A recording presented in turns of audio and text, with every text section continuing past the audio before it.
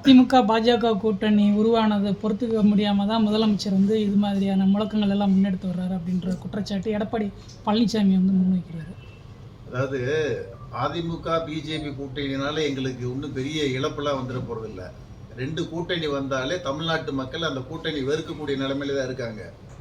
எங்களுடைய எண்ணம் தமிழ்நாட்டுக்கு வர வேண்டிய நியாயமான திட்டங்கள் சேரவில்லை, பணங்கள் சேரவில்லை.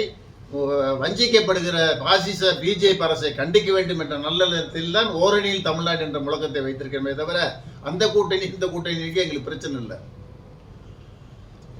திமுக கூட்டணியில் மேலும் பல கட்சிகள் இணைவதற்கு வாய்ப்பு இன்னைக்கே தமிழ்நாடு முதல்வர் சொல்லியிருக்காரு, 2 கட்சிகள் இணைப்பதற்கு வாய்ப்பு இருக்குன்னு சொல்லியிருக்காரு. நிச்சயமா வலுவான கூட்டணி திமுக கூட்டணி, கொள்கை கூட்டணி. இந்த கொள்கை கூட்டணி தான் தமிழ்நாட்டு மக்கள் வரவேற்பார்கள். சந்தர்ப்பாத கூட்டணியை மக்கள் சரியான நேரத்தில் தேர்தல் நேரத்தில் பாடம் போட்டுவார்கள்.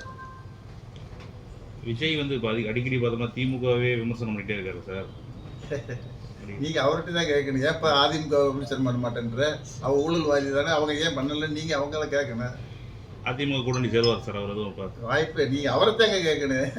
இது போன்ற செய்திகளை மேலும் தெரிந்து கொள்ள எங்களது யூடியூப், ஃபேஸ்புக் மற்றும் ட்விட்டர் ஆப்களை சப்ஸ்கிரைப் செய்யவும்.